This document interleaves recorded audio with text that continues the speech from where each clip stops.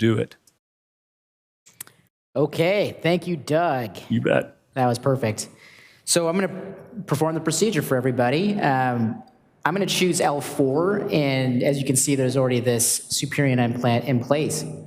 I actually have a number of patients who have both anterior column pain and lumbar spinal stenosis resulting in neurogenic claudication, and I've had a number of patients who've actually ended up having both procedures.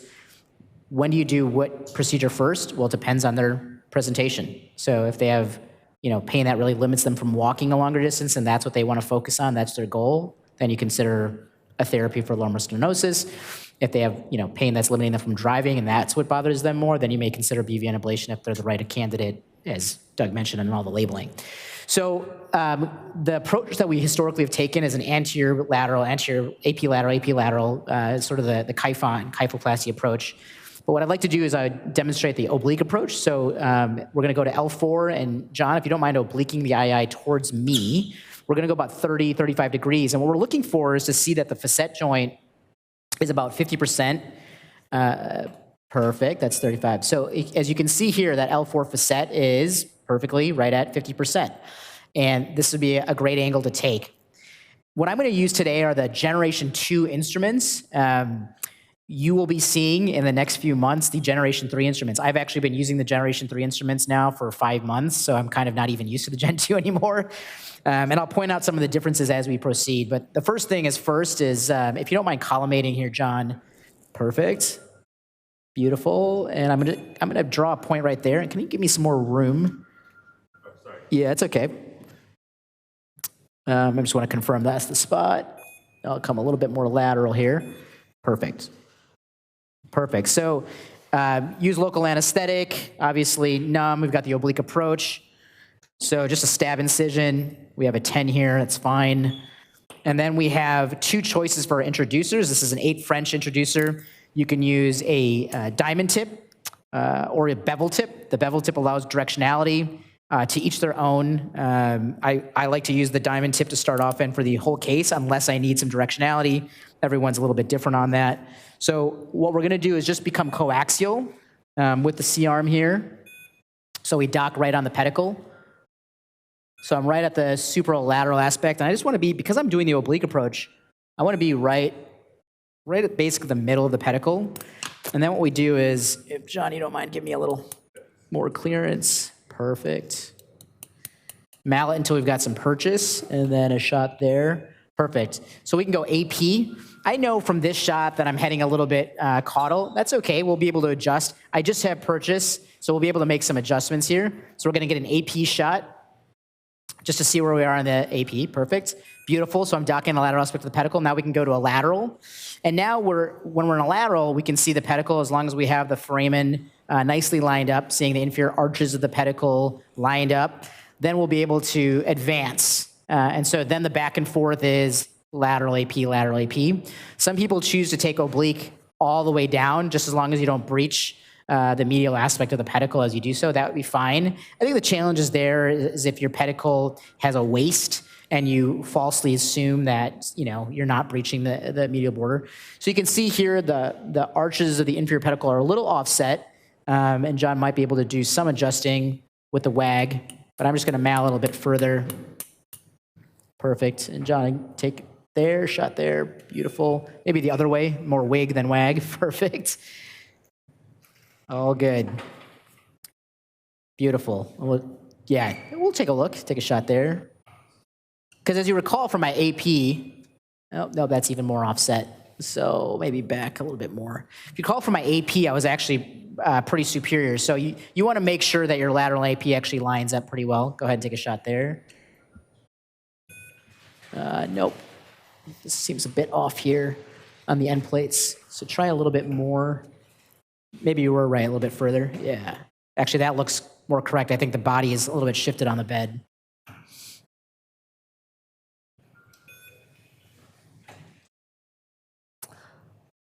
Let's go back to the AP because that doesn't make sense. Based on the AP view here, I'm superolateral on the pedicle, so I'm kind of surprised if it dipped down to the foramen, and then we'll kind of make sure. Perfect.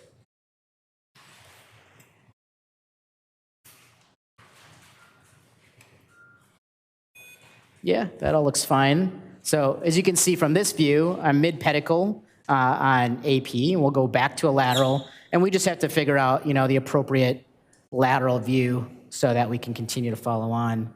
So maybe we'll I'm going to adjust. Yeah, he's just, yeah, exactly. Let's see if that looks. We have to tell the anesthesiologist to increase the depth of sedation, clearly. Not quite perfectly lined, but let me see if I can do that and take a shot there. Yeah, at least we're getting the end plate of L4 lined up a little bit better. But I'm going to take this further just because I know on AP we were good, and I feel good purchase. And then shot there. So now we're starting to enter the posterior border. Let's do a check on AP, John, if you don't mind.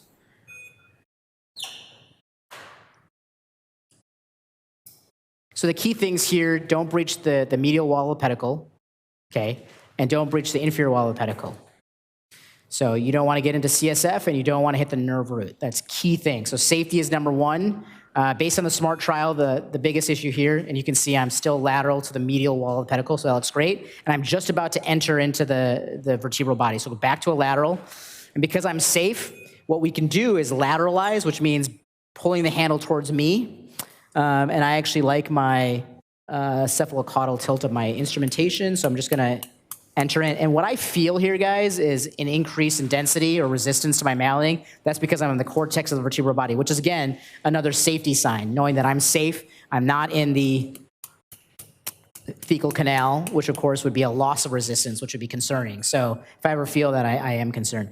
So with Gen 2, what we do is we get the outer diameter of that cannula right to the posterior wall, which you can see there, and we spin Big Blue around. And then what we do is we take our J-tip and pop that in, perfect, all the way down. And then we spin the red wing nut up. With Gen 3, this whole process is a little bit easier. You don't have to do this meticulous spinning up. It spins up pretty quickly. And there's a bail that helps reduce the resistance to pulling it out. So you want to make sure the arrows are all lined up, aiming medially, and you can take a shot there, John, perfect.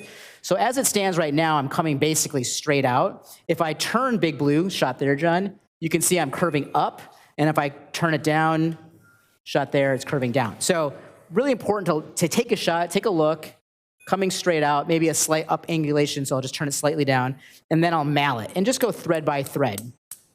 Shot here. Now, the J-tip is made of a unique metal called nitinol. Nitinol is unique in that it is the opposite of what most metals do. As it heats up, most metals will become more malleable or soft. Nitinol does the opposite. As it heats up, it actually gets harder or stiffer.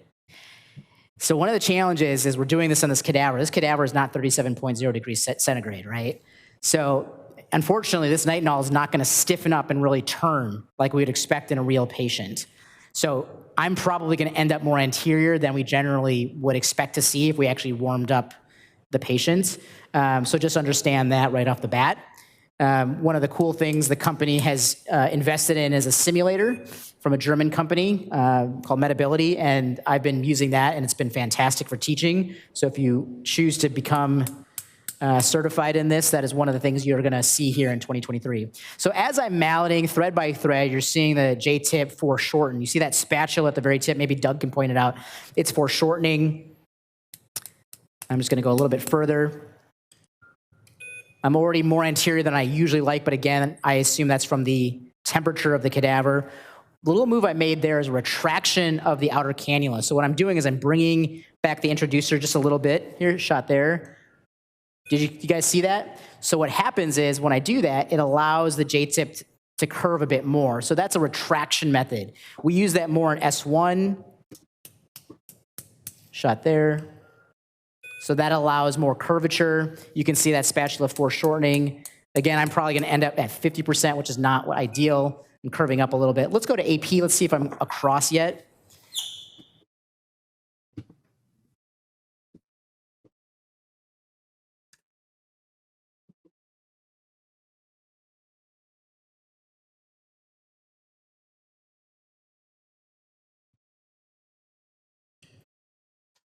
Perfect. So I'm right about there.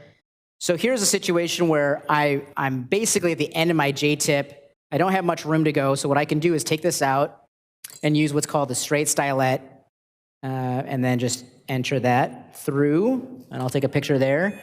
You see that radiopaque tip? That's where the tip of the stylet is. I can advance this. In Gen 3, the straight stylet is really cool. It's stiff, it has this nice directionality, and at the tip, it's bullet tipped. It looks like a goldfish, so I call it the goldfish. It just allows for a lot more pliability and maneuverability, I should say. So then once I've created that straight stylet, you can see my radiopaque tip has gone past the midline. That's exactly where we want to go. You could go a little bit further. There's no harm in going a little bit further. Just don't go off the lateral border of the vertebral body. But what you're doing in all of this is creating the channel. And then what you have here is the bipolar probe, which performs the radiofrequency ablation. So I'm just going to insert that through the channel. And as you can see, there are these two radiopaque electrodes. And when there's a lighter electrode and a darker electrode. And what you want is the gap between the two electrodes to be right at midline, just like so. And then we can go back to a lateral and we can see what it looks like. So again, as I already mentioned, we're in a cadaver, it's cold. We're more anterior than we would usually see with nitinol. But if we're 50% or less, we can do a targeted lesion, 7 minutes, 85% of the spherical volume is what we would see with the standard lesion. And if you have any questions, you know, I would consider this like right just below 50%, because it's not where the dark radiopaque part is. If you look just a little bit posterior, there's a lighter radiopaque part. So in between is really the target point. So that's right about 50% or 49%. So I would take a targeted 7-minute burn. If I had a warm cadaver or a real patient, I think we would have achieved 30%. Doug, back to you with any questions. Thank you, Rama. So the obvious question first. So can you explain the rationale behind the 7-minute burn and your preference? And then I will take the opposite side.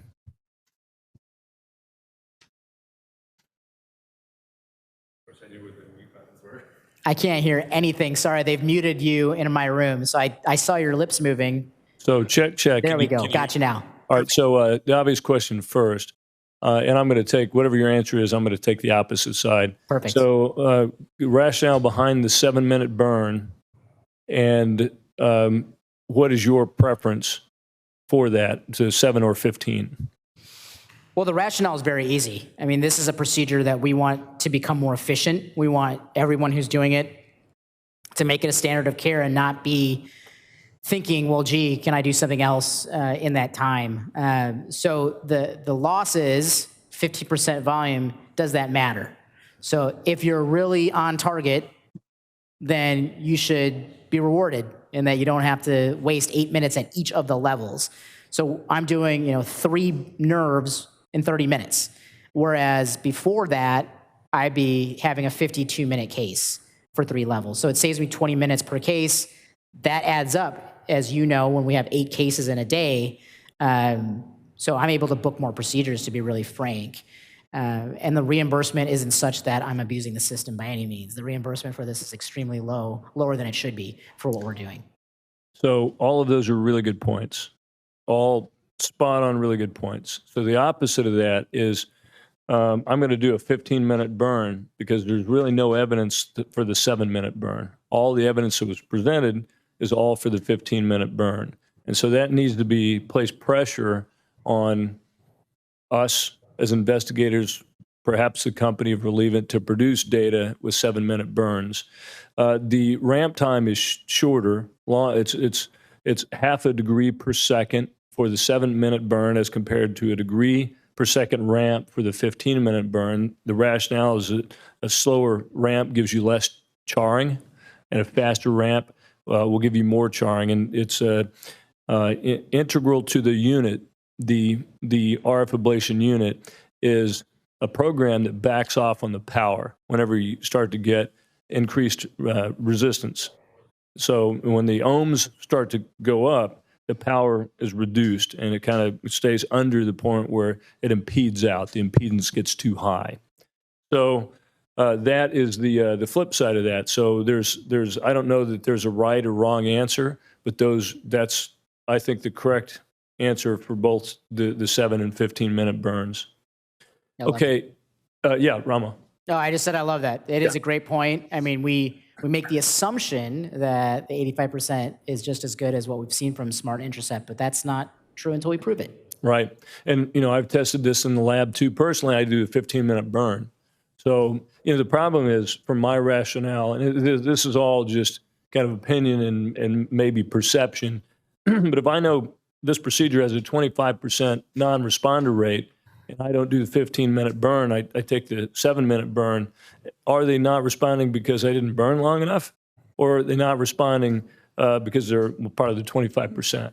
So I just don't know. But, for those of you who do the 7-minute ablation time, I think that's fine. I've tested in the lab myself personally with using cadavers. We've measured the burn zones, and it should be absolutely sufficient.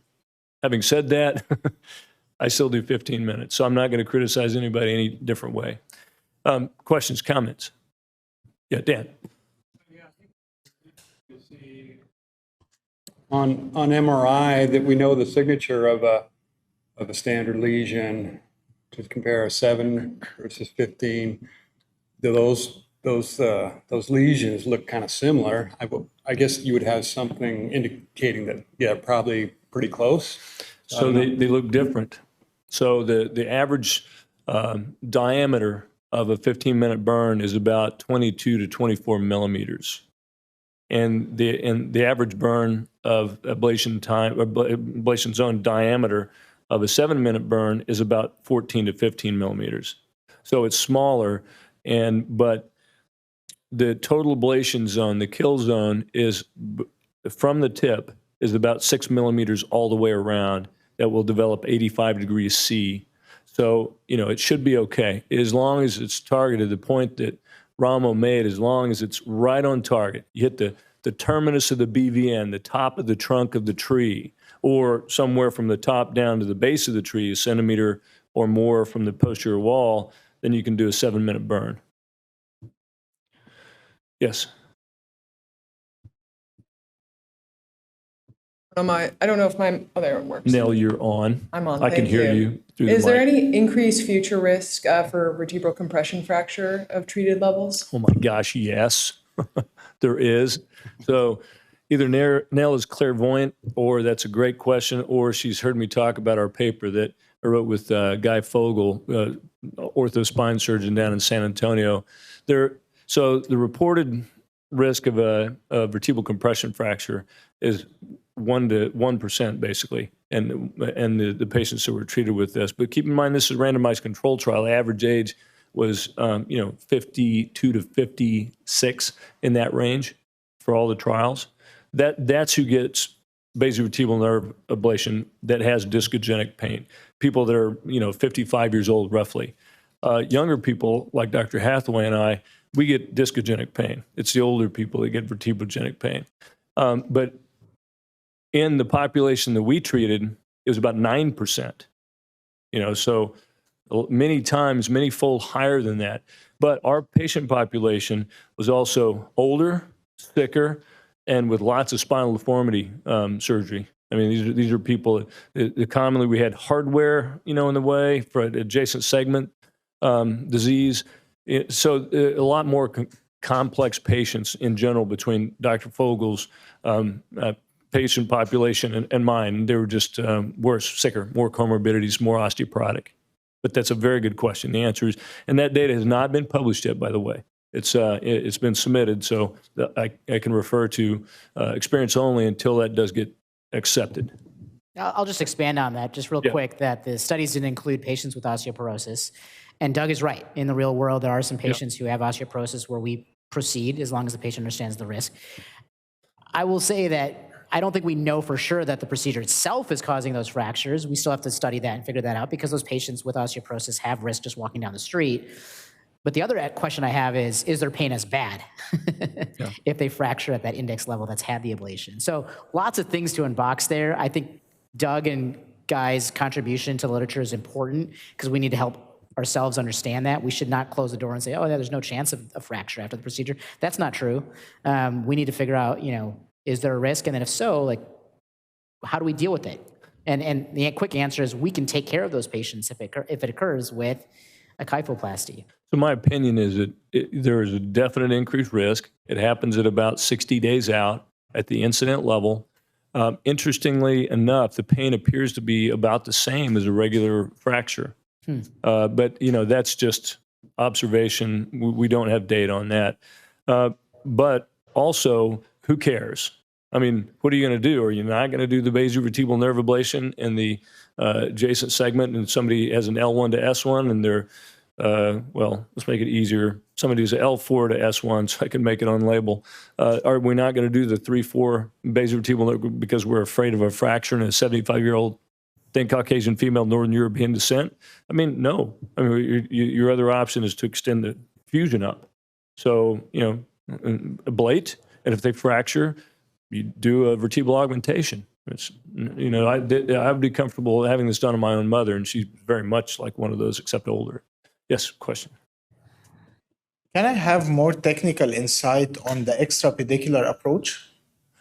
Yes. So typically the extrapedicular approach is, so we divide these into two words. We call it parapedicular and extrapedicular. Para is around the pedicle, and extra is outside the pedicle in another part of the vertebral body.